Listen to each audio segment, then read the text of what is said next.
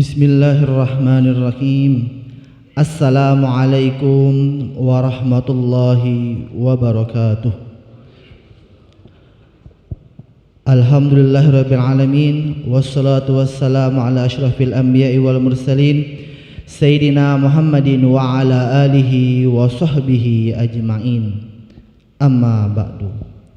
Hadirin jamaah Jumat rahimakumullah. Berikut laporan keuangan Yayasan Masjid Agung Palembang. Kas dan tabungan Yayasan Masjid Agung Palembang. 1. Kas. Saldo kas per tanggal 21 Agustus 2024 sebesar Rp4.449.155. Penerimaan kas per tanggal 22 sampai 28 Agustus 2024 sebesar Rp10.556.000. Hasil kotak amal Jumat dan rawatib sebesar Rp20.818.000. Setoran bidang pendidikan Yayasan Masjid Agung Palembang sebesar Rp12 juta. Jumlah penerimaan kas sebesar Rp47.823.155. Pengeluaran kas pertanggal 22 sampai 28 Agustus 2024 sebesar Rp37.688.500. Jumlah saldo kas pertanggal 28 Agustus 2024 sebesar Rp10.134.655. 2. Tabungan Yayasan Masjid Agung di Bank. 1. Operasional Yayasan sebesar Rp257.850.727. 2. Pembangunan sebesar Rp9.780.827. 3. Pendidikan sebesar Rp164.075.138.000. Kami ulang lagi. 3. Pendidikan sebesar Rp164.075.138. Petugas sholat Jumat 25 Safar 1446 Hijriah bersamaan dengan 30 Agustus 2024. Qari yang terhormat Al-Ustadz Nur Majid SPDI. Muazzin yang terhormat Al-Ustadz Putra Ramadan. Muraki yang terhormat Al-Ustadz Ki Agus Muhammad Fajri Hatta SPDI. Khatib yang terhormat Al-Ustadz Haji Abdul Majid Dahlan. Imam yang terhormat Al-Ustadz Maulana Ilyas. Tausiah subuh Ahad 27 Safar 1445 Hijriah bersama dengan 1 September 2024. InsyaAllah akan disampaikan oleh Al-Habib Umar Faik bin Idrus Rafiq bin Syahab.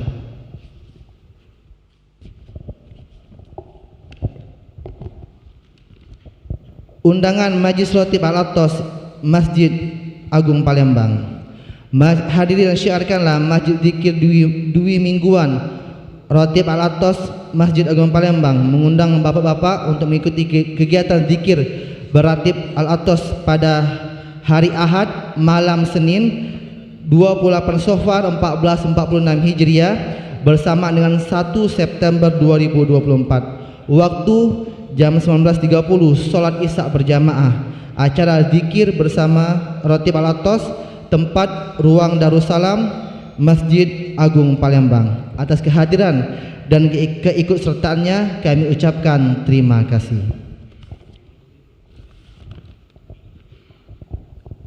Kami informasikan kepada jamaah sekalian, demi kehusuan kita bersama dalam menunaikan ibadah sholat Jumat, ketika hendak memasuki masjid atau berada dalam masjid, apabila khatib sedang berkhutbah, bagi yang menggunakan handphonenya diharapkan untuk tidak mengaktifkannya. Kami ulangi lagi, apabila khatib sedang berkhutbah, bagi yang menggunakan handphonenya diharapkan untuk tidak mengaktifkannya. Untuk menjaga kebersihan dan kesucian masjid, sepatu, sandal kami mohon agar dititipkan di tempat penitipan atau dimasukkan ke dalam kantong plastik.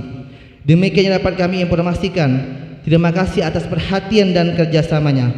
Semoga Allah Subhanahu wa Ta'ala menerima semua amal ibadah kita. Amin ya rabbal alamin. Akhirul kalam, wabillahi taufiq wal hidayah. Wassalamualaikum warahmatullahi wabarakatuh.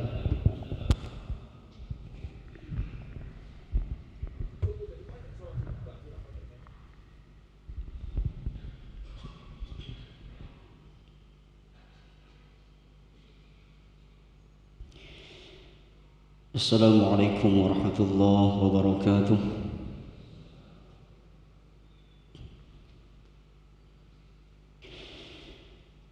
A'udzu billahi minasy syaithanir rajim.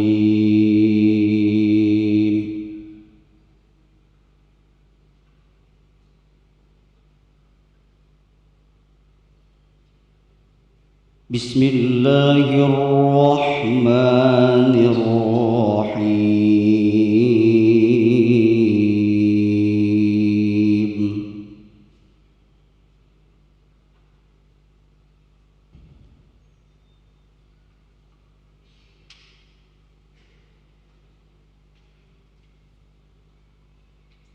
Alhaakumut takatsur hatta zurtumul maqabir.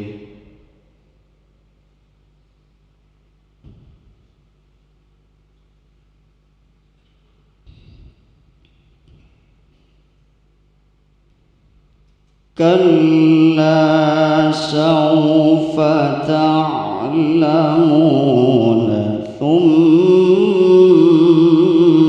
kalla sawfa ta'lamun.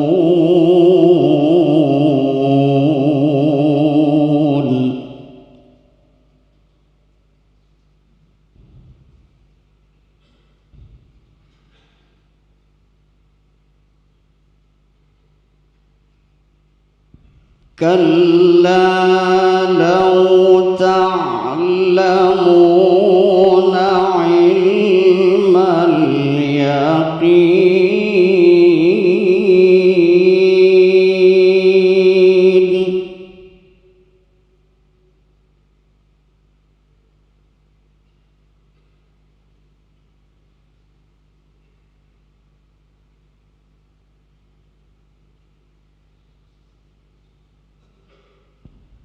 latarawunna al-jahima thumma latarawunnaha 'ainal yaqini thumma latus'alunna yawma idzin 'anin na'im.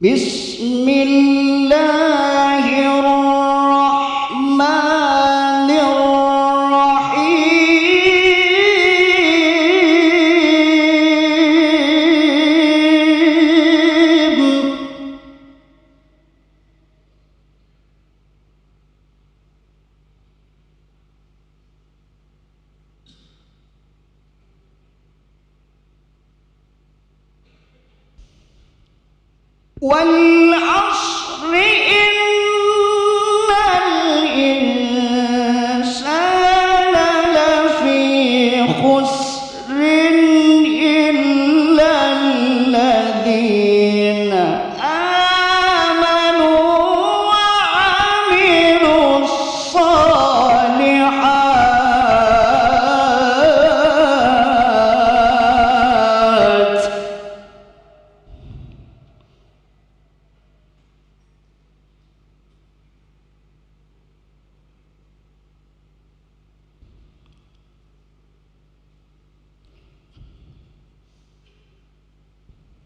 إلا الذين آمنوا وعملوا الصالحات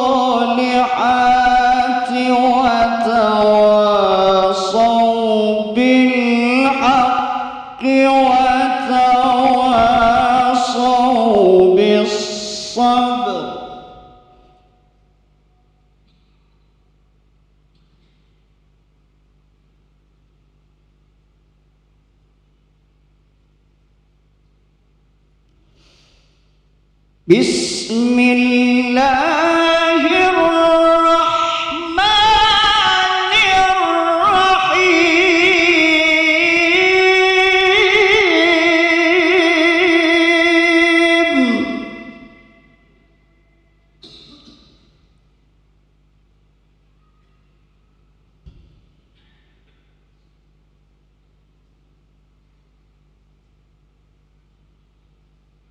ويل لكل همزة لمزة الذي جمع مالا وعدده يحسب أن ماله أخلده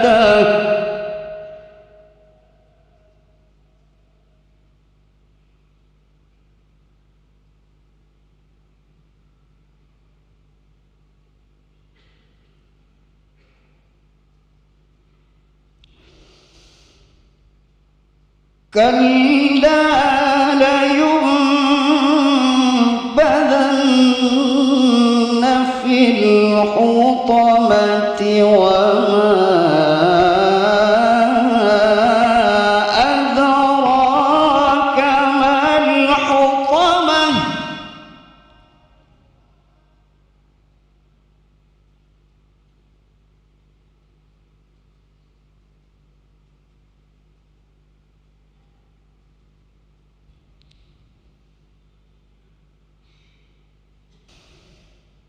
نار الله الموقدة التي تطلع على الأفئدة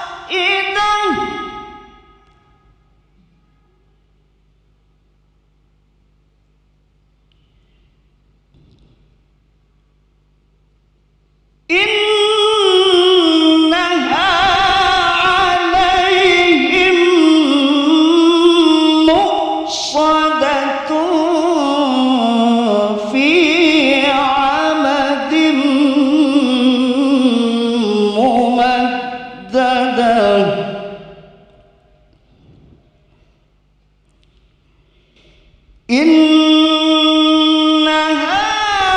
عليهم مؤصدة في عمد ممددة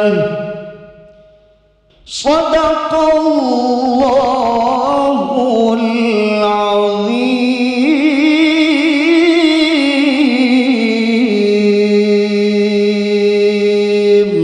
Assalamualaikum warahmatullahi wabarakatuh.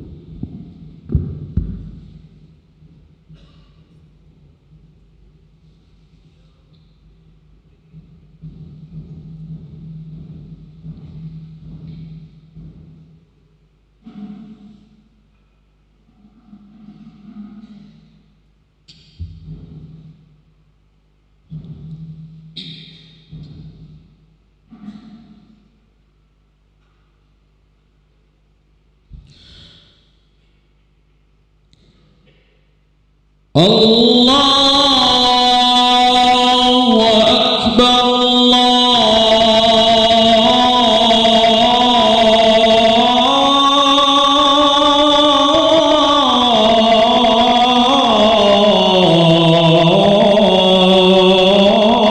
Allahu Akbar.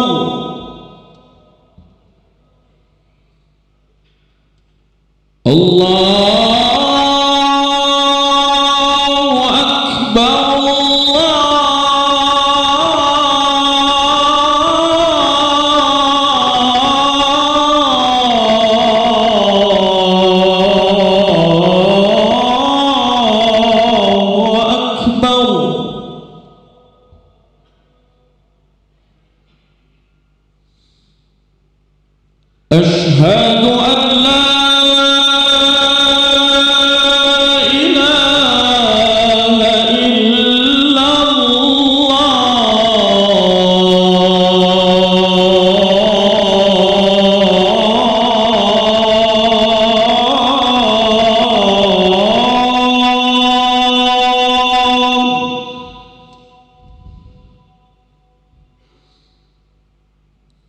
أشهد أن لا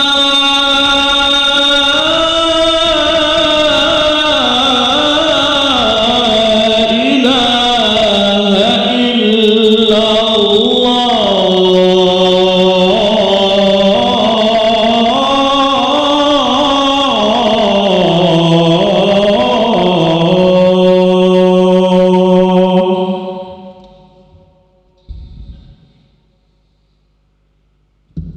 أشهد أن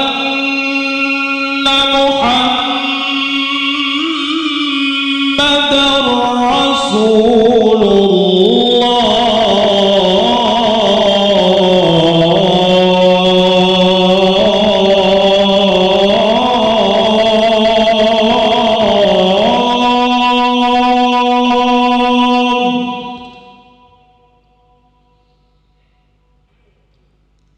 أشهد أن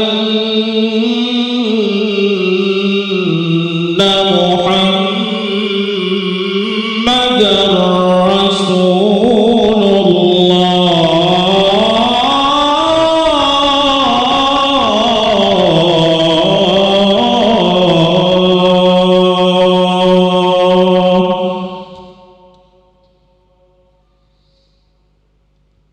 حي على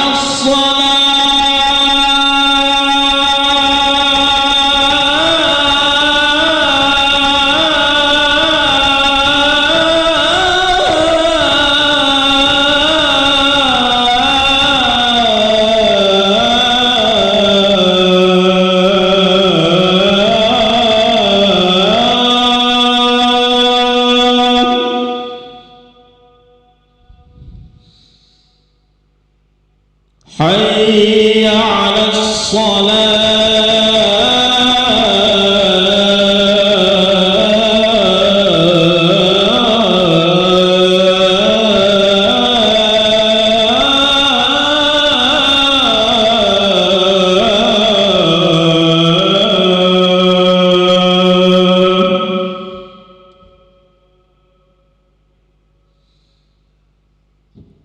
حي على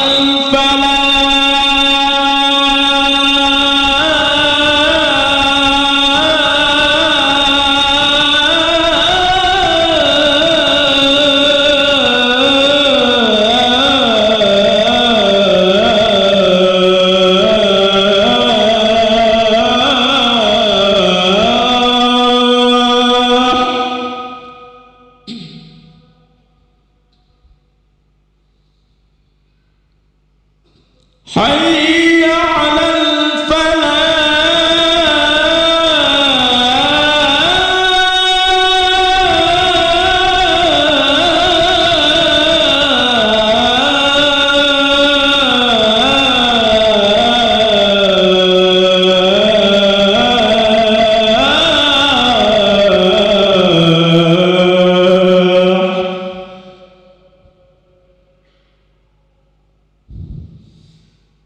الله أكبر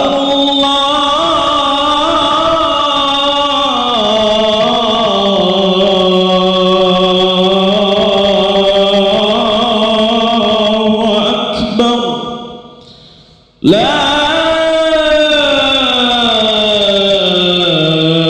إله إلا الله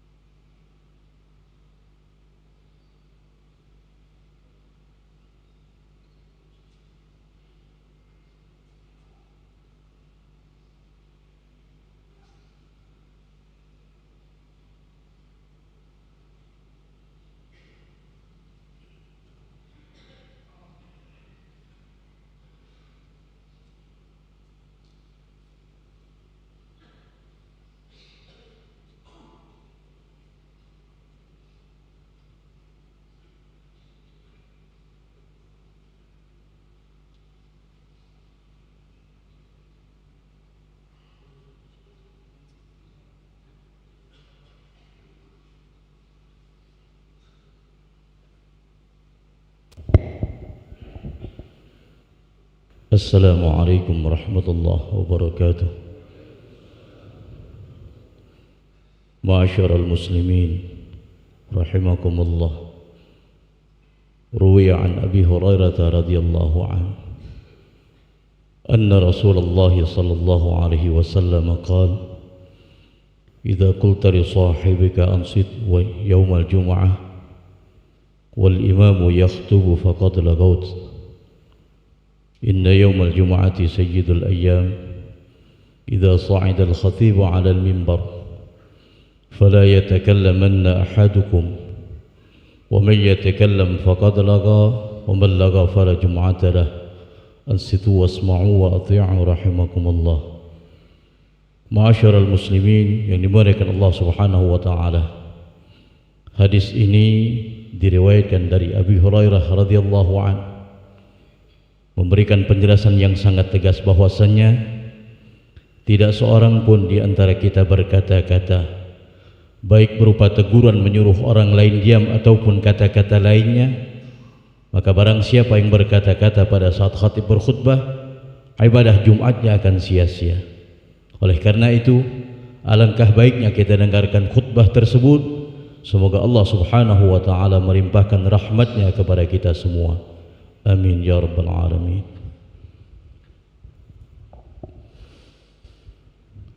Inna Allah wa malaikatahu yusalluna 'alan nabi. Ya ayyuhalladzina amanu sallu 'alaihi wa sallimu taslima. اللهم صل وسلم على سيدنا محمد سيد المرسلين وعلى آله الطيبين الطاهرين وأصحابه الأكرمين وارض عنهم أجمعين برحمتك يا أرحم الراحمين. السلام عليكم ورحمة الله وبركاته. الله أكبر الله أكبر الله أكبر الله أكبر. أشهد أن لا إله إلا الله.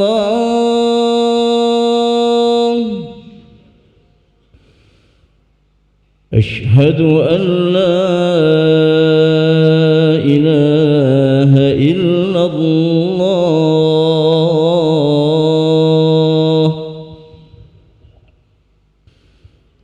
أشهد أن محمد رسول الله.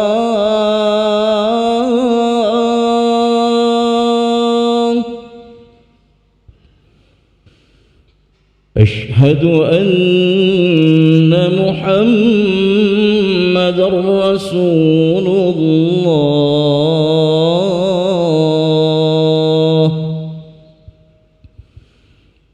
حي على الصلاة.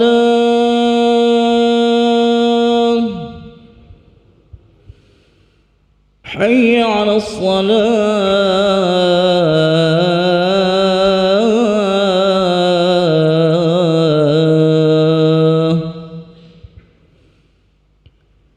حي على الفلاح.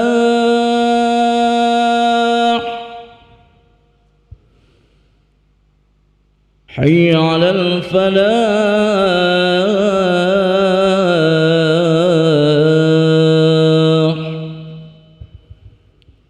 الله أكبر الله أكبر.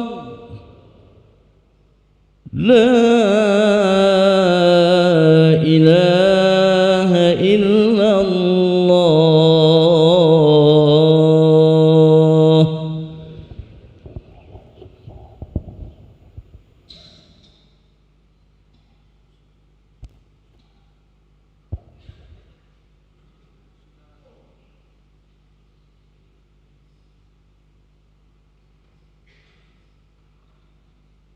Alhamdulillah, alhamdulillahillazi hadana ila subulis salam. Ashhadu an la ilaha illallah wahdahu la syarika lahu dzul jalali wal ikram.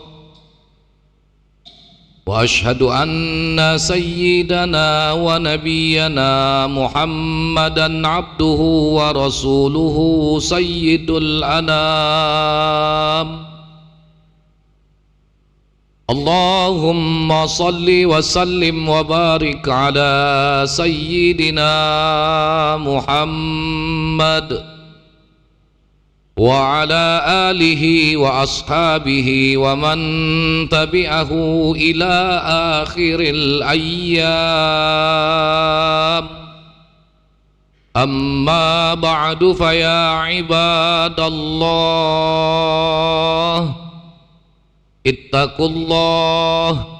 ittaqullaha haqqa tuqatih wa la tamutunna illa wa antum muslimun. Saudara-saudara kaum muslimin jamaah Jumat rahimakumullah, selaku insan yang beriman apapun kondisi kita pada saat ini, mari terlebih dahulu kita mengkhususkan rasa syukur hanya kepada Allah Subhanahu wa ta'ala, Zat wajibul wujud yang telah begitu banyak mengkaruniakan nikmat dan karunia-Nya kepada kita semua. Di antaranya nikmat di mana kita sampai saat ini dapat berada dalam suasana ibadah. Kita yakin pada waktu yang sama tidak sedikit saudara-saudara kita yang masih berada dalam aktivitas mencari rezeki, mencari penghidupan guna mewujudkan konsep kebahagiaan untuk kehidupan dunia. Namun pada saat ini kita hadir di masjid yang mulia ini dalam rangka untuk mewujudkan konsep kebahagiaan akhirat, untuk menghambakan diri kepada Allah Subhanahu wa ta'ala. Melalui kesempatan khutbah ini pula selaku khatib, kami mengajak dan mengingatkan para jamaah sekalian, terkhusus kepada diri kami sendiri. Marilah kita selalu berupaya untuk menyempurnakan ketakwaan kepada Allah Subhanahu wa ta'ala dengan jalan imtithalul awamir wajtinabun nawahi, menjunjung tinggi perintah Allah dan semaksimal mungkin berusaha untuk menjauhkan diri dari segala bentuk larangan Allah Subhanahu wa ta'ala. Mari kita berupaya agar ketakwaan kita dapat menjadi ketakwaan yang membawa kebaikan di dunia dan di akhirat, membuahkan ketenangan hati dan ketakwaan yang menumbuhkan semangat ibadah serta beramal kebaikan, jauh dari perilaku istidraj, yaitu sikap lalai terhadap nikmat Allah Subhanahu wa ta'ala yang pada akhirnya akan menjerumuskan dalam kehinaan. Saudara-saudara kaum muslimin rahimakumullah, di dalam Al-Quran Allah Subhanahu wa ta'ala mengingatkan perilaku istidraj pada surah Al-A'raf ayat 182 dan 183. Walladzina kazzabu biayatina sanastadrijuhum min haitsu la ya'lamun wa umli lahum inna kaidi matin. Dan orang-orang yang mendustakan ayat-ayat kami, kata Allah, akan kami biarkan berangsur-angsur ke arah kebinasaan dengan cara yang tidak mereka ketahui. Dan aku, kata Allah, akan memberikan tenggang waktu kepada mereka. Sungguh rencanaku sangatlah teguh. Keterangan ayat ini diperkuat oleh Rasulullah sallallahu alaihi wasallam melalui sebuah hadis yang berbunyi, An Uqbah bin Amir anin Nabi sallallahu alaihi wasallam qala, Idza ra'aitallaha yu'til 'abda minad dunya 'ala ma'asihi ma yuhib fa innama huwa istidraj. Thumma tala Rasulullah sallallahu alaihi wasallam, falamma nasu ma dzukiru bih fatahna alaihim abwaba kulli syai' hatta idza farihu bima utu akhaznahum baghtatan fa idza hum mublisun. Dari Uqbah bin Amir dari Nabi sallallahu alaihi wasallam bersabda, Jika kamu melihat Allah memberikan kemewahan dunia pada hambanya yang suka melanggar perintahnya, maka kondisi itulah yang disebut istidraj. Kemudian beliau membaca firman Allah Subhanahu wa taala dalam surah Al-An'am pada ayat 44. Maka tatkala mereka melupakan peringatan yang telah diberikan kepada mereka, kami pun membukakan semua pintu-pintu kesenangan untuk mereka, sehingga apabila mereka bergembira dengan apa yang telah diberikan kepada mereka, maka kami siksa mereka dengan sekonyong-konyong. Maka ketika itu mereka terdiam berputus asa. Hadis rawahu Ahmad. Istidraj juga bermakna dikeluarkan daripada garis lurus kebenaran tanpa disadari. Allah Subhanahu wa taala memperlakukan mereka menurut hawa nafsu mereka. Dibukakan segala pintu kesenangan sehingga orang tersebut menjadi lupa diri. Mereka dibiarkan berbuat maksiat hingga tersesat jauh. Lalu siksaan Allah datang secara tiba-tiba.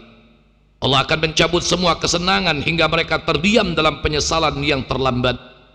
Hal ini juga saudara-saudara pernah terjadi pada zaman dahulu. Istidraj juga menimpa Fir'aun dan Qarun. Fir'aun diberikan kekuasaan tetapi berlaku sombong. Akhirnya Allah tenggelamkan Fir'aun karena perilaku congkak, bahkan dengan lancang melontarkan pengakuan dirinya sebagai Tuhan. Akhirnya ia mati ditenggelamkan di dalam laut bersama pasukannya ketika mengejar Nabi Musa alaihissalam dan kaum Bani Israel. Demikian pula dengan Qarun yang hidup pada masa Nabi Musa alaihissalam. Awalnya Qarun adalah seorang miskin yang tidak memiliki apa-apa. Kemudian diajarkan kepadanya oleh Nabi Musa alaihissalam tentang cara mengelola emas. Kemudian dalam waktu singkat ia pun menjadi kaya raya dengan mempunyai banyak harta yang berlimpah. Akan tetapi lambat laun ia mulai melupakan Allah Subhanahu wa taala. Qarun dengan kelalaiannya pun dibinasakan dengan ditelan bumi bersama harta-hartanya. Allah Subhanahu wa taala berfirman dalam Al-Qur'an pada surah Ali Imran ayat 178, "Wala yahsabannal ladzina kafaru annama numli lahum khairul li anfusihim innama numli lahum liyazdadu itsma walahum azabum muhin." Dan janganlah sekali-kali orang-orang kafir menyangka bahwa pemberian tangguh kami kepada mereka adalah lebih baik bagi mereka. Sesungguhnya kami memberi tangguh kepada mereka hanyalah supaya bertambah-tambah dosa dan kemaksiatan mereka, dan bagi mereka azab yang menghinakan. Saudara-saudara kaum muslimin jamaah Jumat rahimakumullah, istidraj bisa terjadi kepada siapa saja, baik kepada orang awam maupun kepada seorang yang ahli ibadah sekalipun. Seorang mukmin akan merasa takut dengan istidraj, yaitu kenikmatan semu yang pada hakikatnya adalah murka Allah Subhanahu wa taala. Namun sebaliknya, orang-orang yang tidak beriman akan beranggapan bahwa kesenangan yang mereka peroleh merupakan suatu yang layak untuk mereka dapatkan. Biasanya istidraj diberikan kepada orang-orang yang tertutup hatinya. Mereka adalah orang-orang yang tidak merasa bersedih atas ketaatan yang ditinggalkan, dan tidak pula mereka menyesal atas kemaksiatan yang terus mereka lakukan. Cara termudah untuk membedakan kesenangan yang datangnya dari Allah, dari kemurahan Allah, dengan istidraj adalah ketakwaan. Jika seorang tersebut taat dalam beribadah, bisa jadi nikmat yang diterima adalah kemurahan dan karunia Allah Subhanahu wa taala. Begitupun sebaliknya, apabila orang tersebut lalai dalam ibadah dan ketaatan, bisa jadi ini merupakan kondisi istidraj dalam kehidupan mereka. Bagi siapa saja yang saat ini sedang diliputi kebahagiaan, sedang merasakan rezeki yang lancar, kenaikan jabatan maupun kebahagiaan lainnya, hendaknya berlaku waspada. Bisa jadi saat ini ia sedang terindikasi mengalami istidraj, dan di antara ciri-cirinya adalah kenikmatan dunia semakin bertambah, namun keimanan semakin menurun. Kemudian mendapatkan kemudahan hidup meskipun terus-menerus berbuat maksiat. Rezeki terus bertambah meskipun lalai dalam beribadah. Semakin kaya tetapi semakin bertambah kekikiran, serta jarang mendapat ujian sakit, namun kerap berlaku sombong. Hal ini sesuai dengan apa yang dikatakan oleh Syekh Ibnu Athaillah As-Sakandari di dalam kitab hikamnya, "Hib min wujudi ihsanihi ilaik wa dawami isa'atika ma'ah an yakuna dzalika istidrajan sanastadrijuhum min haitsu la ya'lamun." Yang artinya, takutlah pada perlakuan baik Allah kepadamu, di tengah durhakamu yang terus menerus terhadapnya. Karena bisa jadi itu adalah sebuah istidraj, seperti firman Allah, kami mengistidradkan mereka dari jalan yang tidak mereka ketahui. Saudara-saudara kaum muslimin jamaah Jumat rahimakumullah, berdasarkan keterangan tadi dapat disimpulkan bahwa ketika seorang mendapatkan kenikmatan, baik nikmat materi maupun yang bersifat non materi, hendaklah ia bersyukur atas nikmat yang dikaruniakan oleh Zat yang Maha memberi nikmat, bukan menjadi lupa kepadanya, dan segera bersyukur kepadanya, baik secara lisan, perbuatan maupun keyakinan di dalam hati. Realisasi syukur ini akan tampak dengan perilaku-perilaku yang bermanfaat bagi orang lain yang ada di sekitar kehidupannya. Begitu berbahayanya istidraj, sampai-sampai Khalifah Umar ibn al-Khattab radhiyallahu anhu suatu ketika pernah berdoa, Allahumma inni a'udzubika min mustadraj. Ya Allah, sesungguhnya aku berlindung kepadamu daripada menjadi orang yang mustadraj, yaitu orang yang ditarik secara berangsur-angsur pada kebinasaan. Semoga kita semua terhindar dari perilaku istidraj dalam kehidupan di dunia ini, dan semoga Allah subhanahu wa ta'ala senantiasa mengkaruniakan hidayah dan ma'unahnya agar kita dapat senantiasa beristiqomah di atas jalan amal kebaikan, di atas jalan amal soleh, di atas jalan yang dicontohkan oleh Rasulullah Azam Habibuna wa Nabiyuna Muhammad sallallahu alaihi wa alihi wasallam. Amin ya rabbal alamin. A'udzu billahi minasyaitonir rajim. Bismillahirrahmanirrahim. Wal 'asri innal insana lafi khusrin illa allazina amanu wa 'amilus shalihat wa tawassaw bil haqq wa tawassaw bis sabr. Barakallahu li wa lakum fil Qur'anil 'azim wa nafa'ani wa iyyakum bima fihi minal ayati wa dzikril hakim. Wa taqabbala minni wa minkum tilawatahu innahu huwas samiul alim. Aqulu qawli hadza wa astaghfirullahal 'azim li wa lakum wa lisairil muslimina wal muslimat wal mu'minina wal mu'minat fastaghfiruh innahu huwal ghafurur rahim. Allahumma salli wa sallim ala sayyidina Muhammadin wa ala ali sayyidina Muhammad. Alhamdulillahi rabbil alamin, wabihi nasta'inu ala umurid dunya waddin. Asyhadu an la ilaha illallah wahdahu la syarika lahul malikul haqqul mubin, wa asyhadu anna sayyidana wa nabiyyana Muhammadan abduhu wa rasuluhu sadiqul wa'dil amin. Allahumma salli wa sallim wa barik ala sayyidina Muhammadin wa ala alihi wa ashabihil mukarramin. Amma ba'du, fa ya ibadallah ittaqullaha faqad fazal muttaqun. Wa'lamu anna Allaha amarakum bi amrin bada'a fihi bi nafsihi wa thanna bi malaikatihil musabbihati bi qudsihi. Faqala Allah subhanahu wa ta'ala fil Qur'anil Karim, inna Allaha wa malaikatahu yusalluna 'alan nabi ya ayyuhallazina amanu sallu 'alaihi wa sallimu taslima. Allahumma salli wa sallim ala sayyidina Muhammadin wa ala alihi wa ashabihi wa azwajihi wa dzurriyyatihi wa ahli baitihi wa qarabatihi ajma'in. Waradallahumma ala arba'atil khulafa'ir rasyidin sayyidina Abi Bakri wa Umar wa Utsman wa Ali wa an ashabi Rasulillahi ajma'in wa anit tabi'in wa tabi'it tabi'in wa man tabi'ahum bi ihsanin ila yaumiddin wa alaina ma'ahum bi rahmatika ya arhamar rahimin. Allahumma ighfir lil muslimina wal muslimat wal mu'minina wal mu'minat al-ahya'i minhum wal amwat innaka sami'un qaribun mujibud da'awat wa ya qadiyal hajat. Allahumma ansur fi baladina hadza imaman adila wa baladil muslimina ammah. Allahumma adfa'anna al-bala' wal ghala' wal waba' wal fahsya' was suyub al mukhtalifata wasyada'ida wal mihan ma zahara minha wa ma batan min baladina hadza khassah wa min buldanil muslimina ammah innaka ala kulli syai'in qadir. Rabbana atina fid dunya hasanah wa fil akhirati hasanah wa qina azabannar. Ibadallah, innallaha ya'muru bil adli wal ihsan wa ita'izil qurba wa yanha 'anil fahsya'i wal munkari wal baghi ya'izukum la'allakum tadhakkarun. Wazkurullahal azima yazkurkum wad'uhu yastajib lakum wa la zikrullahi akbar wallahu ya'lamu ma tasna'un. Allahu akbar, Allahu akbar. Asyhadu an la ilaha illallah. Asyhadu anna Muhammadar Rasulullah. حي على الصلاة حي على الفلاح قد قامت الصلاة قد قامت الصلاة الله أكبر الله أكبر لا إله إلا الله لا إله إلا الله محمد رسول الله صلى الله عليه وسلم أقامها الله أدامها ما دامت السماوات والأرض وجعلنا من عباد صالح أهلها استووا للصلاة رحمكم الله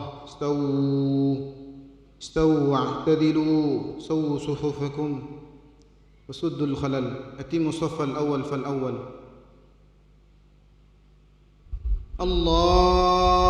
الله أكبر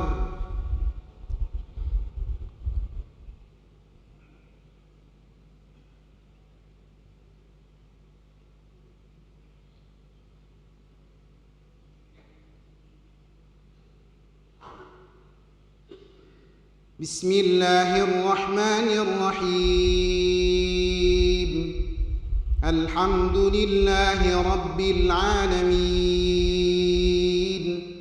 الرحمن الرحيم مالك يوم الدين إياك نعبد وإياك نستعين اهدنا الصراط المستقيم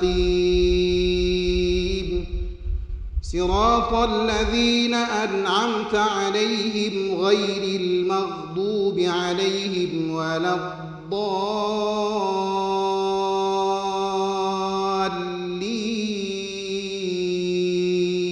الضالين آمين.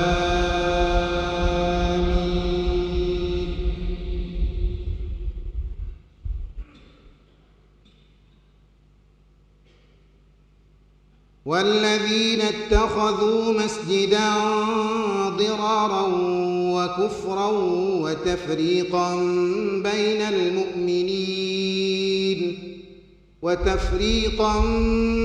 المؤمنين وإرصادا لمن حارب الله ورسوله من قبل وليحلفن إن أردنا إلا الحسنى والله يشهد إنهم لكاذبون لا تقم فيه أبدا لمسجد أسس على التقوى من أول يوم أحق أن تقوم فيه رجال يحبون أن يتطهروا والله يحب المطهرين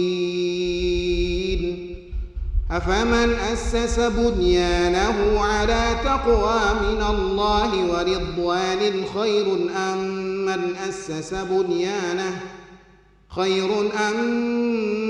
أسس بنيانه على شفا جرف هار فانهار به في نار جهنم والله لا يهدي القوم الظالمين لا يزال بنيانهم الذي بنوا ريبة في قلوبهم إلا أن تقطع قلوبهم والله عليم حكيم.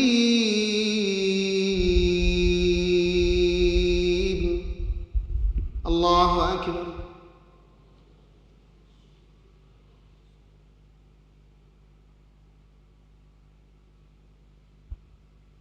سمع الله لمن حمده.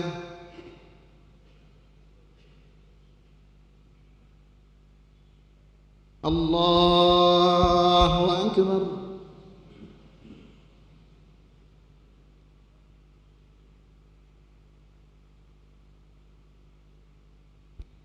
الله أكبر.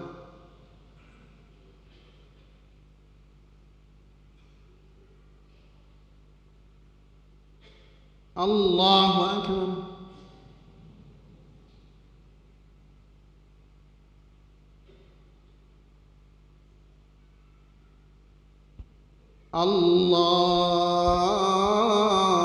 الله أكبر. بسم الله الرحمن الرحيم. الحمد لله رب العالمين الرحمن الرحيم مالك يوم الدين إياك نعبد وإياك نستعين اهدنا الصراط المستقيم صراط الذين أنعمت عليهم غير المغضوب عليهم ولا الضالين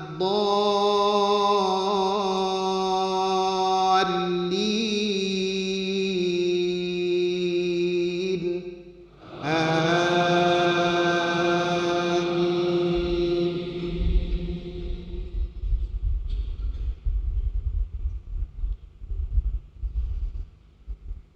إن الله اشترى من المؤمنين أنفسهم وأموالهم بأن لهم الجنة يقاتلون في سبيل الله فيقتلون ويقتلون وعدا عليه حقا في التوراة والإنجيل والقرآن ومن أوفى بعهده من الله فاستبشروا ببيعكم الذي بايعتم به وذلك هو الفوز العظيم.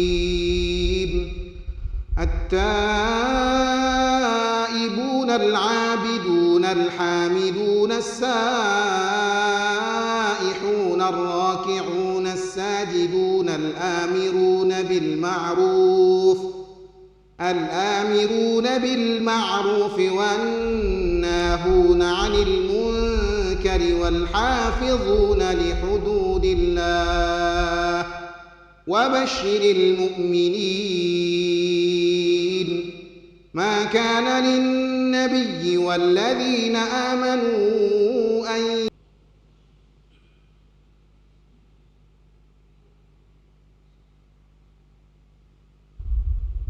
سمع الله لمن حمده.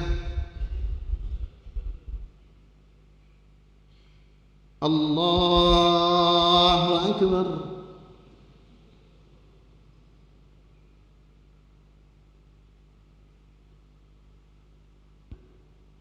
الله أكبر.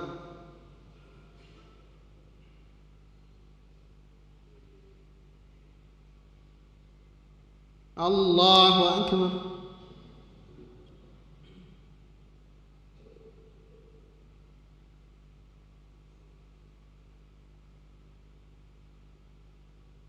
الله أكبر.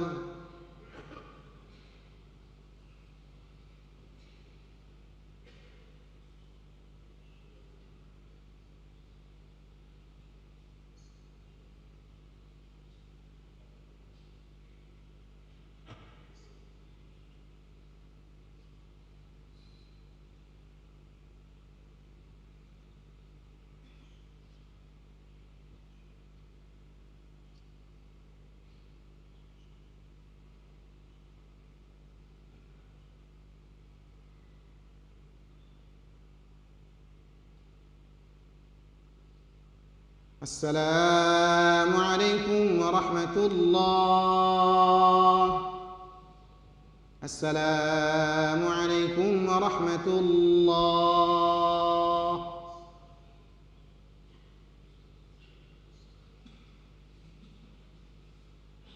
الفاتحة. أعوذ بالله من الشيطان الرجيم. بسم الله الرحمن الرحيم. الحمد لله رب العالمين الرحمن الرحيم مالك يوم الدين إياك نعبد وإياك نستعين اهدنا الصراط المستقيم صراط الذين أنعمت عليهم غير المغضوب عليهم ولا الضالين. بسم الله الرحمن الرحيم. الحمد لله رب العالمين الرحمن الرحيم مالك يوم الدين إياك نعبد وإياك نستعين اهدنا الصراط المستقيم صراط الذين أنعمت عليهم غير المغضوب عليهم ولا الضالين بسم الله الرحمن الرحيم الحمد لله رب العالمين الرحمن الرحيم مالك يوم الدين إياك نعبد وإياك نستعين اهدنا الصراط المستقيم صراط الذين أنعمت عليهم غير المغضوب عليهم ولا الضالين بسم الله الرحمن الرحيم الحمد لله رب العالمين الرحمن الرحيم مالك يوم الدين إياك نعبد وإياك نستعين اهدنا الصراط المستقيم صراط الذين أنعمت عليهم غير المغضوب عليهم ولا الضالين بسم الله الرحمن الرحيم الحمد لله رب العالمين الرحمن الرحيم مالك يوم الدين إياك نعبد وإياك نستعين اهدنا الصراط المستقيم صراط الذين أنعمت عليهم غير المغضوب عليهم ولا الضالين بسم الله الرحمن الرحيم الحمد لله رب العالمين الرحمن الرحيم مالك يوم الدين إياك نعبد وإياك نستعين اهدنا الصراط المستقيم صراط الذين أنعمت عليهم غير المغضوب عليهم ولا الضالين بسم الله الرحمن الرحيم الحمد لله رب العالمين الرحمن الرحيم مالك يوم الدين إياك نعبد وإياك نستعين اهدنا الصراط المستقيم صراط الذين أنعمت عليهم غير المغضوب عليهم ولا الضالين بسم الله الرحمن الرحيم قل هو الله أحد الله الصمد لم يلد ولم يولد ولم يكن له كفوا أحد بسم الله الرحمن الرحيم قل هو الله أحد الله الصمد لم يلد ولم يولد ولم يكن له كفوا أحد بسم الله الرحمن الرحيم قل هو الله أحد الله الصمد لم يلد ولم يولد ولم يكن له كفوا أحد بسم الله الرحمن الرحيم قل هو الله أحد الله الصمد لم يلد ولم يولد ولم يكن له كفوا أحد بسم الله الرحمن الرحيم قل هو الله أحد الله الصمد لم يلد ولم يولد ولم يكن له كفوا أحد بسم الله الرحمن الرحيم قل هو الله أحد الله الصمد لم يلد ولم يولد ولم يكن له كفوا أحد بسم الله الرحمن الرحيم قل هو الله أحد الله الصمد لم يلد ولم يولد ولم يكن له كفوا أحد بسم الله الرحمن الرحيم قل أعوذ برب الفلق من شر ما خلق ومن شر غاسق إذا وقب ومن شر النفاثات في العقد ومن شر حاسد إذا حسد بسم الله الرحمن الرحيم قل أعوذ برب الفلق من شر ما خلق ومن شر غاسق إذا وقب ومن شر النفاثات في العقد ومن شر حاسد إذا حسد بسم الله الرحمن الرحيم قل أعوذ برب الفلق من شر ما خلق ومن شر غاسق إذا وقب ومن شر النفاثات في العقد ومن شر حاسد إذا حسد بسم الله الرحمن الرحيم قل أعوذ برب الفلق من شر ما خلق ومن شر غاسق إذا وقب ومن شر النفاثات في العقد ومن شر حاسد إذا حسد بسم الله الرحمن الرحيم قل أعوذ برب الفلق من شر ما خلق ومن شر غاسق إذا وقب ومن شر النفاثات في العقد ومن شر حاسد إذا حسد بسم الله الرحمن الرحيم قل أعوذ برب الفلق من شر ما خلق ومن شر غاسق إذا وقب ومن شر النفاثات في العقد ومن شر حاسد إذا حسد بسم الله الرحمن الرحيم قل أعوذ برب الفلق من شر ما خلق ومن شر غاسق إذا وقب ومن شر النفاثات في العقد ومن شر حاسد إذا حسد بسم الله الرحمن الرحيم قل أعوذ برب الناس ملك الناس إله الناس من شر الوسواس الخناس الذي يوسوس في صدور الناس من الجنة والناس بسم الله الرحمن الرحيم قل أعوذ برب الناس ملك الناس إله الناس من شر الوسواس الخناس الذي يوسوس في صدور الناس من الجنة والناس. بسم الله الرحمن الرحيم قل أعوذ برب الناس ملك الناس إله الناس من شر الوسواس الخناس الذي يوسوس في صدور الناس من الجنة والناس. بسم الله الرحمن الرحيم قل أعوذ برب الناس ملك الناس إله الناس من شر الوسواس الخناس الذي يوسوس في صدور الناس من الجنة والناس. بسم الله الرحمن الرحيم قل أعوذ برب الناس ملك الناس إله الناس من شر الوسواس الخناس الذي يوسوس في صدور الناس من الجنة والناس. بسم الله الرحمن الرحيم قل أعوذ برب الناس ملك الناس إله الناس من شر الوسواس الخناس الذي يوسوس في صدور الناس من الجنة والناس.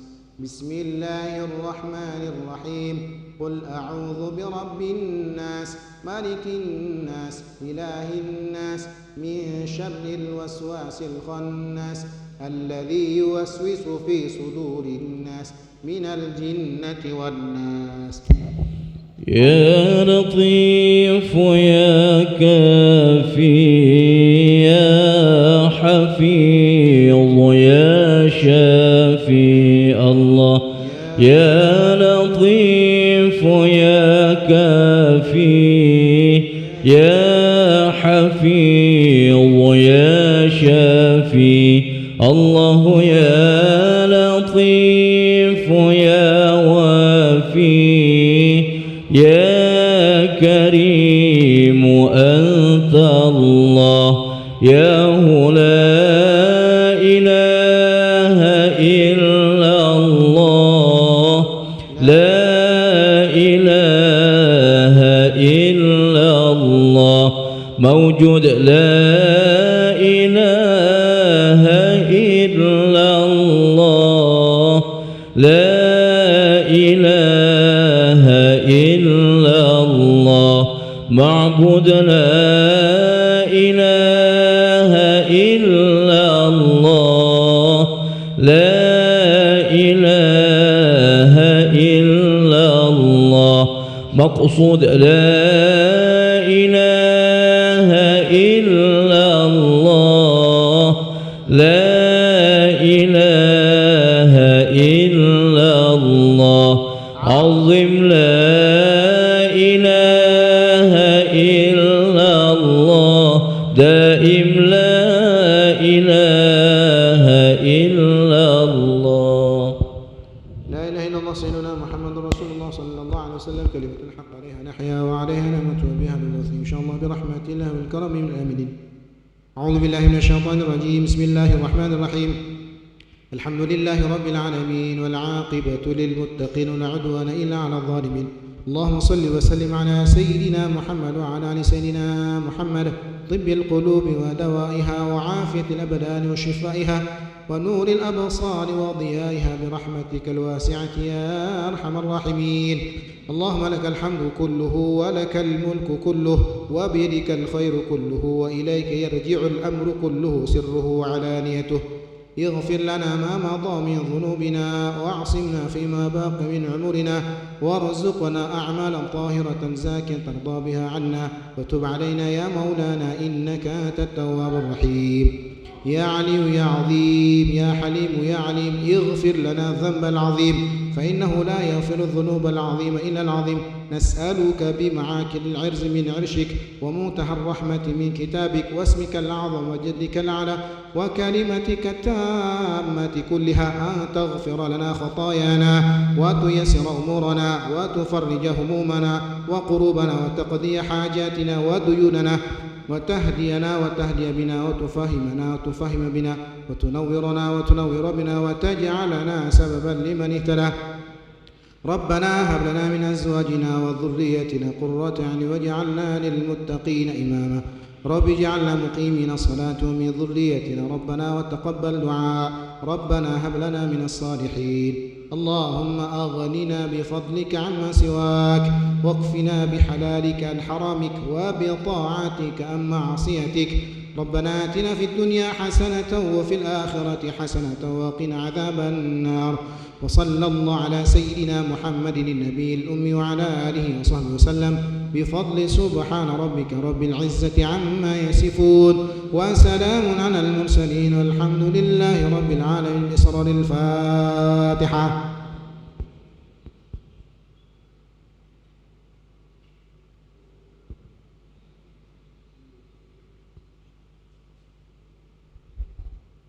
آمين آمين يا رحمن آمين يا رحيم آمين يا مجيب السائلين ولا حول ولا قوة إلا بالله العلي العظيم. اللهم اجعلنا مع الذين في جنات تجري من تحتهم الأنهار في جنات النعيم دعواهم فيها سبحانك اللهم وتحيتهم فيها سلام وآخر دعواهم الحمد لله رب العالمين. تقبل الله.